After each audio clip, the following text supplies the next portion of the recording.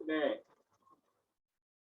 जो अपने प्रिय आध्यात्मिक पुत्र राहुल को जो उपदेश दिया है, आज मैं उसके बारे में कुछ बताने वाला हूँ।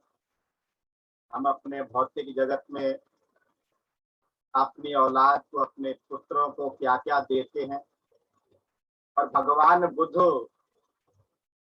अपने आध्यात्मिक पुत्र जिनका कि भौतिक जगत में जन्म उन्हीं के द्वारा हुआ था, उस पुत्र को कौन सी दौलत भेंट कर रहे हैं, आज हम उसके बारे में चर्चा करने वाले हैं।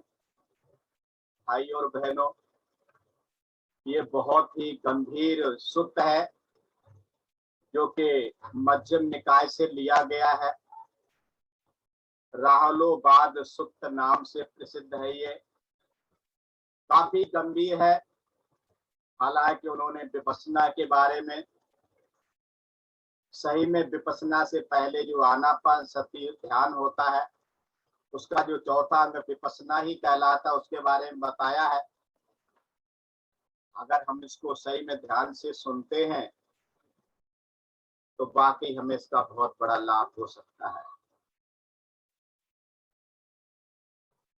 आनंद ने ये लिखा है, तो वो कह रहे हैं, लिखा क्या उन्होंने सुना है, और वहां पर आप देखते हैं लिखा हुआ मिलता है, एव में सुत, ऐसा मैंने सुना। तो एक बार की बात है, स्वयं तथागत सम्यक संबुद्ध श्रावस्ती में, जिसको श्रावस्ती आज की तारीख में कहा जाता है, जहाँ पर के अनाथ पिंडक का जेतवन आराम है, उसमें विहार किया करते थे।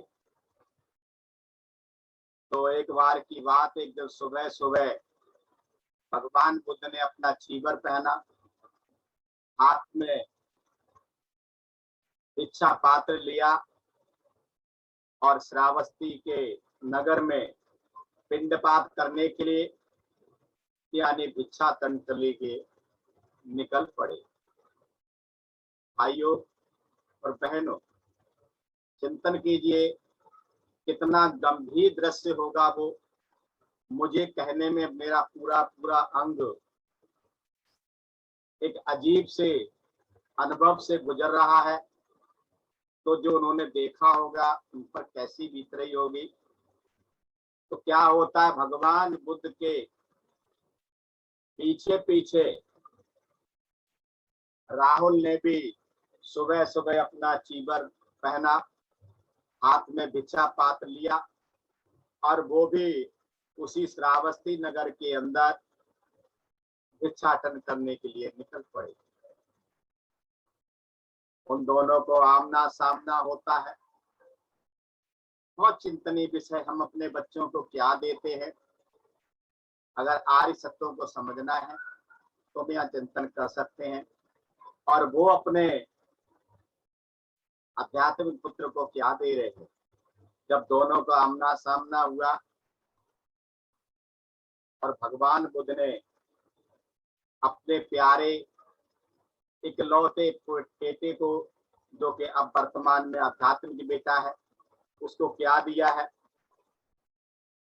भगवान बुद्ध ने आयुष्मान जब राहुल को देखा तो उन्होंने राहुल को उपदेश दिया, राहुल को धम्म देशना दी। राहुल, जो कुछ भी ये रूप है, भूत भविष्य वर्तमान का, शरीर के भीतर, ये जो शरीर के भीतर इसको अध्यात्म कहा जाता है, और शरीर के जो बाहर उसको भौतिक कहा जाता है। बाहर का जो स्थूल या सूक्ष्म, अच्छा या बुरा, दूर का या समीप का, ये जो सभी रूप है, सही में राहुल, ये रूप मेरा नहीं है। ना ये मेरा रूप है और ना मैं यह हूं, ना मेरी आत्मा है। इस प्रकार यथार्थ को जान करके देखना चाहिए, समझना चाहिए, इस तरीके से उसको जानना चाहिए। हम कहते हैं ये मेरा शरीर है, ये मेरा हाथ, ये मेरा पैर, ये मेरी आंख, ये मेरा नाम। तो राहुल को समझाते हैं, राहुल ये रूप जो है ये मेरा नहीं, ना ही मैं रूप हूं। इस तरीके से इसको समझना चाहिए, देखना चाहिए। तो राहुल कहते हैं रूप को ही भगवान, रूप को ही सुगत, भगवान बुद्ध का एक नाम सुगत भी है। तो भगवान बुद्ध कहते हैं रूप को भी राहुल, वेदना को भी, संज्ञा को भी, संस्कार को भी और विज्ञान को भी इसी तरीके से देखना चाहिए, समझना चाहिए। जिस तरीके से ये रूप मेरा नहीं है, ना मैं रूप हूं, और जो रूप के अंदर की जो वेदना है वो वेदना भी मेरी नहीं है और ना ही मैं वेदना हूं। इसी तरह से संज्ञा भी मैं नहीं हूं और ना ही ये मेरी संज्ञा है। इसी तरह से हमें समझ सकते हैं संस्कार जो है, आपने सभी ने बार बार सुना होगा, सब्बे संखारा अनिच्चाति यदा पय्याय पसते अत निबदन्ते दुखे समग्रो विशुद्धिया। अर्थात सभी संस्कार अनित्य हैं, ये संस्कार भी हमारे के अंदर आ रहे हैं, ये हमेशा टिकने वाले नहीं, पल पल बदल रहे हैं। सब्बे संखारा अनिच्चाति यदा पय्याय पसते, जब इस चीज को प्रज्ञा की दृष्टि से देखते हैं तो फिर क्या होता, अथ निबदन्ते दुखे, तो दुखों का क्या हो जाता है, निदान हो जाता है। इस मग्गो विशुद्धिया, यही विशुद्धि का मार्ग। इसी तरीके से जब संस्कार पल पल बदल रहे हैं, मेरे संस्कार नहीं, मैं संस्कार नहीं हूं, तो विज्ञान भी मेरा नहीं है। ये जो विज्ञान है ना, सही में भाई और बहनों इतनी आसानी से समझ में नहीं आता। हम अपने ज्ञान को ही विज्ञान मान लेते हैं, जबकि विज्ञान तो विशेष ज्ञान है। हमने जो कुछ भी सीखा, जो कुछ भी हमारे पास है, वो मेरा विज्ञान नहीं है। वो हमने कुछ अपने माता पिता से सीखा, कुछ भाई बहन से सीखा, कुछ हमने अपने टीचरों से सीखा, कुछ दोस्तों से सीखा, कुछ हमारे आध्यात्मिक टीचर है उनसे सीखा, तो कुछ हमारे जो कल्याण मित्र हैं उनसे हमने सीखा। इसमें हमारा क्या, ये सबका अगर निकाल दिया जाए तो हमें पता चलता है हमारा इसमें क्या है। हमें इसको इस तरीके से देखना चाहिए और आगे के ज्ञान को प्राप्त करने के लिए हमें तैयार रहना चाहिए। तब आयुष्मान राहुल कौन आज भगवान का उपदेश सुन करके गांव में भिक्षाटन करने के लिए जाएगा। जब इतना उन्होंने उपदेश सुन लिया, राहुल ने क्या सोचने लगे, आज कौन जाएगा, आज तो हमारा भोजन हो गया। हम कौन सा भोजन ढूंढते रहते हैं हमेशा। और सही में हंसी तो तब आती जो हमारे धम्म मित्र है, धर्मचारी है, अगर उनको समय पर भोजन ना मिले तो मैंने तो देखा, बुरा मत मानना, हाथ जोड़ के माफी मांगता हूँ, कि थाली बजाते हैं, कटोरा बजाते हैं, चम्मच बजाते हैं कि भाई 1 बज गया, खाना हो गया, क्या बात, क्यों देरी से है। और यार राहुल को देखिए क्या कर रहे हैं भाई और बहन, बहुत चिंतनीय विषय है। क्या कह रहे हैं, कौन जाएगा भिक्षाटन करने के लिए जब हमें इतना बड़ा आहार मिल गया है ना। तो ये सोच करके उन्होंने क्या किया, बहुत चिंतनीय विषय है। उन्होंने एक पेड़ के नीचे आसन लगाया, पीठ को सीधा किया और सीधा करने के बाद स्मृति का पहरा लगा करके ध्यान करने वो बैठ गए। राहुल को बैठे देख करके भगवान बुद्ध ने राहुल को कहा, क्या कहा, राहुल आनापानसति यानी कि विपस्सना स्मृति भावना की भावना कर, ध्यान कर, किसका कर, आने जाने वाली सांस की। राहुल, आनापानसति, ये जो महास्मृति है, इसकी भावना किए जाने पर बहुत बड़े फल मिलते हैं। बहुत बड़ी फलदायक है ये क्रिया, बड़े महात्म्य वाली होती है, बड़े महत्व की होती है। तब आयुष्मान राहुल जहाँ भगवान बुद्ध थे तो सायंकाल को अपने आसन से उठ करके वहां गए। एक और बैठे हुए राहुल ने भगवान बुद्ध को फिर से नमस्कार किया और विनती की। क्या कहते हैं राहुल भगवान बुद्ध से? अंते, किस प्रकार भावना की गई, किस प्रकार की भावना बढ़ाई गई, यानी आनापानसति महाफलदायक, बड़े महत्व वाली होती है। फिर से पूछने लगते हैं। तो भगवान बुद्ध वहां कहते हैं कि राहुल, जो कुछ भी शरीर में यानी कि अध्यात्म में ये जो प्रत्यात्म है, कर्कश है, खरखरी है, कठोर है, यानी कि सॉलिड है, ठोस है, जैसे कि केश है, लोम है, नख है, दांत है, चमड़ा है, मांस है, स्नायु है, अस्थि है, अस्थि मज्जा है, वृक्क है, हृदय है, यकृत है, क्लोमक है, प्लीहा है, फुफ्फुसात है, यानी कि बड़ी आंत और छोटी आंत, पेट का मल है, और जो कुछ भी शरीर के, इस शरीर में जो भी कठोर है, जो भी ठोस है, राहुल, ये सब जो है अध्यात्म पृथ्वी धातु कहलाती है। और जो कुछ भी अध्यात्म पृथ्वी धातु है, और जो कुछ भी बाहर के पृथ्वी धातु ही है, यानी हम बाहर से पृथ्वी धातु ले रहे हैं और फिर बाहर पृथ्वी धातु हम छोड़ भी रहे हैं।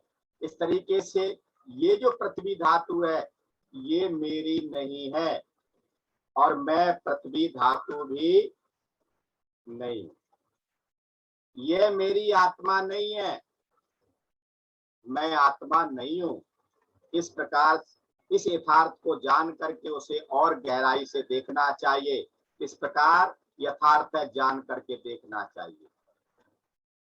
इस तरीके से अच्छी प्रकार देखने से पृथ्वी धातु से तटस्थ हो जाता है, उसका फिर पृथ्वी धातु में अट्रैक्शन नहीं रहता है।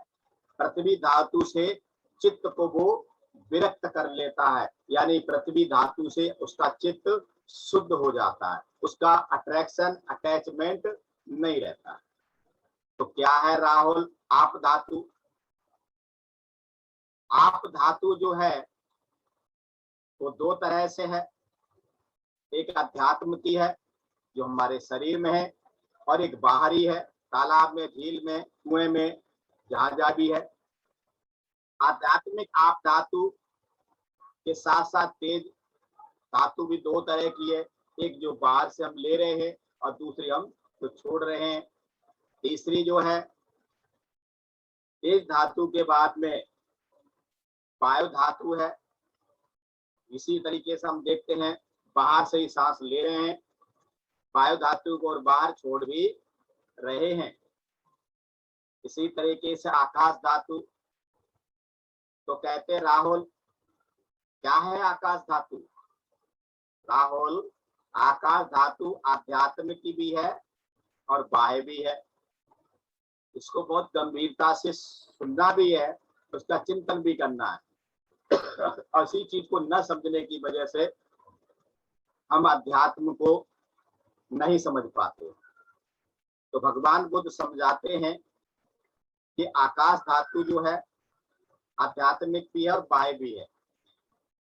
जो मेरे शरीर में आकाश या आकाश धातु विषयक है, जैसे कान में खाली जगह, मुंह में खाली जगह, यानी कि शरीर में जहां जहां भी खाली जगह है उसी की वजह से जो आस्वादन है, खाना है, वगैरह वगैरह किया जाता है। खाली जगह हमारे शरीर में जब भी तो वहां खाना पीना ठहरता है, अगर खाली जगह होती तो नहीं ठहरता वो। और जिससे कि अधोभाग से खाया पिया बाहर निकलता है, और जो कुछ भी शरीर में, शरीर में आकाश या आकाश विषयक है, ये सब राहुल आध्यात्मिक आकाश धातु कही जाती है। और जो कुछ भी आध्यात्मिक आकाश धातु कही जाती है, और जो कुछ बाह्य आकाश धातु है, यह आकाश धातु है। ये आकाश धातु मेरी नहीं है, और मैं आकाश धातु भी नहीं। राहुल पृथ्वी समान भावना की भावना कर, आपको पहले भी मैंने बताया इनके बारे में। और एक बात हमने सेंटेंस बोला था, पृथ्वी कहती धैर्य न छोड़ो, कितना ही हो सिर पर भार, नभ कहता है फैलो इतना, ढक लो तुम सारा संसार। तो पृथ्वी धातु का मतलब क्या है, इसकी भावना करने से क्या होगा? भगवान बुद्ध कहते हैं कि पृथ्वी समान, पृथ्वी की तरह, पृथ्वी समान का मतलब पृथ्वी के तरह जितना वो सहन करती है, हमें भी उतना सहन करना चाहिए। तो हम चिंतन कर सकते हैं कि हम घर में कितना सहन करते हैं, अपने बच्चों की कितनी सहन करते हैं, अपनी पत्नी की कितनी सहन करते हैं, अपने पति की कितनी सहन करते हैं, इस बारे में समझ सकते हैं। तो क्या कहते हैं, पृथ्वी के समान पृथ्वी की भावना कर, तेरे चित्त को राहुल दिल को अच्छे लगने वाली स्पर्श, चित्त को चारों ओर से पकड़ करके ना चिपटेंगे, फिर तेरे ऊपर ये जो सब चीजें हैं बाहर की चिपटेंगी नहीं, है ना। फिर तू आसक्ति में नहीं जाएगा। और नहीं तो क्या कहते हैं, कुत्ता मत्ती धन मत्ती ये ही बालो भी हसती, कुत्ता मत्ती धन मत्ती ये ही बालो भी हसती, अतना अतनो नत्ती कुत्तो कुत्ता कुत्तो धनम। हमारा आकर्षण कहाँ रहता है, ये पुत्र मेरा, ये पुत्री मेरी, ये पत्नी मेरे या पति मेरा है, ऐसा ही सोच करके हंसते रहते हैं, मंगल करते रहते हैं, प्रमुदित होते रहते हैं। भगवान बुद्ध कहते अरे मूर्ख, अतना अतनो नत्थी, ये हमारा शरीर भी मेरा नहीं है, फिर काहे का पुत्र काहे का धन, कहाँ फंसा हुआ इस मोह माया के चक्कर में। तो भगवान बुद्ध कहते हैं जैसे राहुल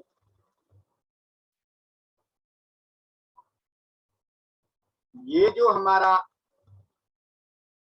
पृथ्वी समान की जो भावना है, इसको अगर हम करते हैं तो पृथ्वी में लोग क्या करते हैं, सूची फेंकते हैं, अच्छी चीजें फेंकते हैं, पवित्र वस्तु भी फेंकते हैं। कुछ लोग ये हवन को बढ़िया समझते हैं, इसी पृथ्वी पर करते हैं। कुछ लोग गंदगी भी फेंकते हैं, यानी कुछ भी करते हैं, लेकिन पृथ्वी कभी भी उनका बुरा नहीं मानती है।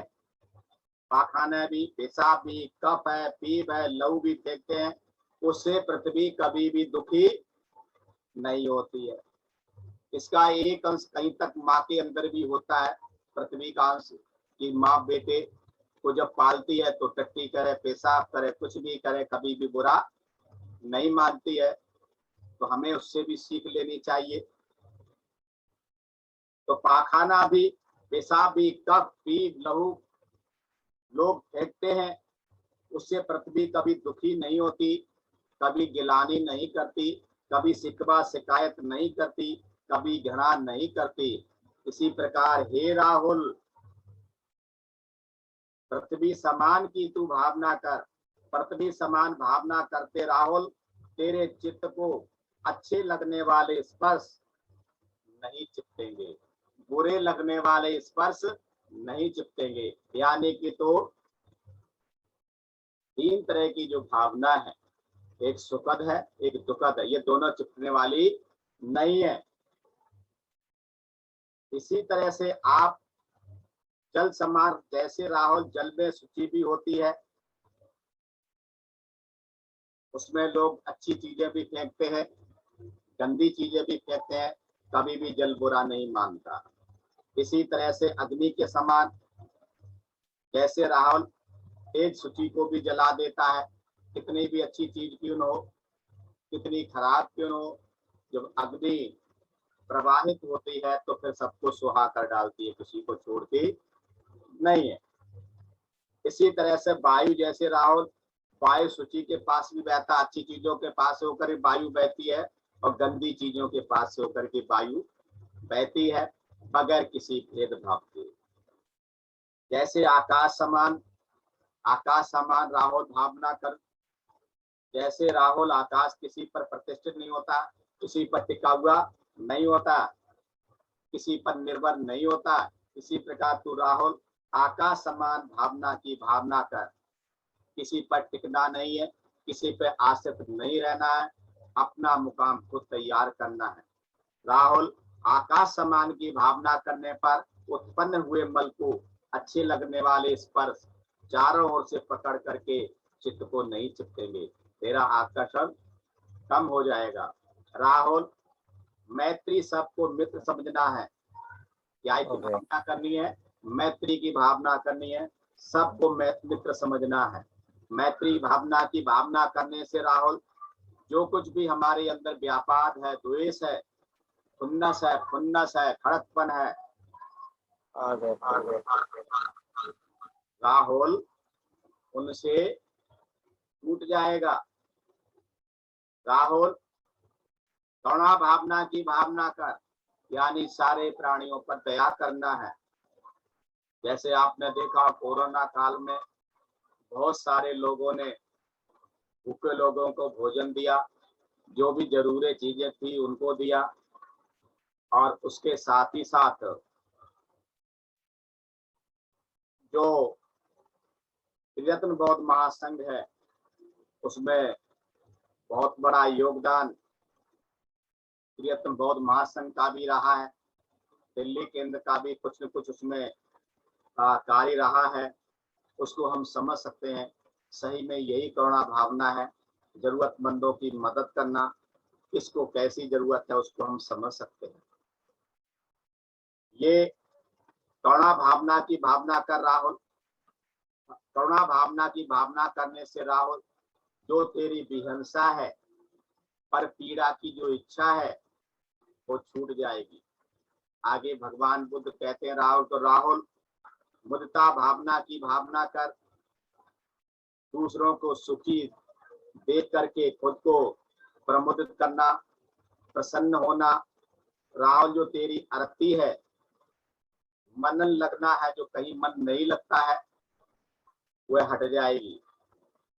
आपने सुना हो महामंगल सूत्र गाथा में भी आता है, अर्ति वृत्ति पापा मज्जपाना च संयोग अपमादो च स्तंभेषु एतंग मंगल मुक्त मंगल। राहुल उपेक्षा भावना की भावना कर, शत्रु की शत्रुता की उपेक्षा करो। जो तेरा प्रतीक है, जो प्रतिहिंसा है वह हट जाएगा। आपने देखा होगा कि भगवान बुद्ध हमेशा आदित्य उपेक्षा भावना में ही रहते थे, है ना।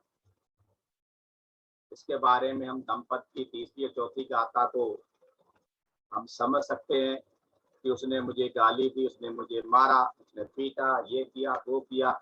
जो ऐसा सोचते रहते हैं उनका कभी भी द्वेष समाप्त नहीं होता है, और जो इन बातों को नहीं सोचते हैं उनका द्वेष समाप्त हो जाता है। राहुल अनित्य संज्ञा, सभी पदार्थ अनित्य हैं, इसकी भावना कर। कुछ भी परमानेंट नहीं है, nothing is permanent in this world. जो तेरा अस्मिमान है, जो तेरा अहंकार है, वो दूर हट जाएगा। हम क्या सोचते हैं, हम ऐसे ही रहने वाले हैं हमेशा, तो हम यहाँ समझ सकते हैं कोई भी चीज परमानेंट इस जगत में नहीं है। राहुल आनापानसति विपश्यना स्मृति भावना की भावना कर। आनापानसति भावना करना, उसका विकास करना राहुल महाफलप्रद है, बहुत ही महत्व वाला है, बड़े ही महात्म्य वाला है। राहुल आनापानसति की भावना भावित होने पर, उसको विकसित करने पर, बढ़ाई जाने पर कैसे महाफलदायी होती है। भगवान बुद्ध कहते हैं राहुल, भिक्षु अरण्य वन में वृक्ष के नीचे या शून्यागार में पालती मार करके शरीर को सीधा करके स्मृति का उस पर पैरा रख करके जब बैठता है तो बहुत ही महाफलदायी होता है। स्मृति का पैरा रखो, सम्यक प्रधान हो साथ, गहराई से भावना करो, मिल जाए कुछ हाथ। राहुल स्मरण रखते हुए वो सांस छोड़ता है, स्मृति रखते हुए सांस लेता है। लंबी सांस लेते समय लंबी सांस लेता है और सांस छोड़ते समय उसे पता होता है कि लंबी सांस मैं छोड़ रहा हूं, मैं लंबी सांस ले रहा हूं, ये उसे पता होता है।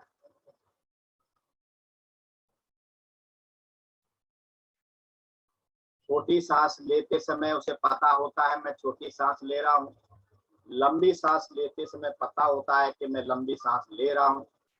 सारे शरीर के अनुभव प्रति संवेदन जो भी है करते समय सांस छोड़ता है और सांस लेता है। काया के संस्कारों को दबाते हुए सांस लेता है, सांस छोड़ता है। प्रीति का अनुभव लेते हुए वो सांस को छोड़ता है, सांस को लेता है।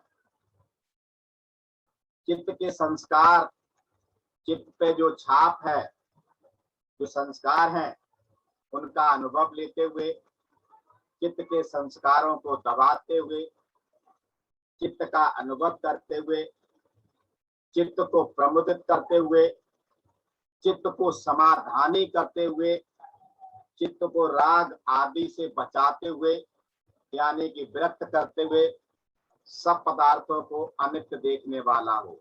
Nothing is permanent in this world.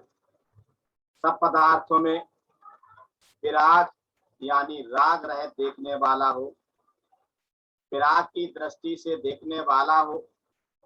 सब पदार्थों में निरोध यानी कि विनाश की दृष्टि से देखने वाला हो। सब पदार्थों में परित्याग की दृष्टि से देखने वाला हो, जानने वाला हो। इस तरीके से वो काया के ऊपर देखता है और काया में ही हमारी सांस आना जाना होता है, तो सांस को लेना और छोड़ना सीखता है। इस प्रकार से भावना की गई है। अगर इस प्रकार से बढ़ाई गई आनापान सती, कायानुसति, जो अंतिम आश्वास प्राश्वास है, वह भी विदित होकर के, जो निरुद्ध है अवदित होकर के नहीं, यानी उसका पूरा का पूरा ध्यान तो वहीं पर जब होता है। तो भगवान बुद्ध ने जब ये कहा तो आयुष्मान जो राहुल है संतुष्ट होकर के भगवान बुद्ध को नमन किया। उनका भाषण सुनने के बाद में उनको नमन किया और वहां से विदा हुए। तो भाई और बहनों, ये महाराहुलोबाद सूत्र था जो मैंने आज आपको उसके बारे में कुछ बताया है। आप सभी ने मुझे सुन लिया, तो आप सभी का बहुत बहुत मैं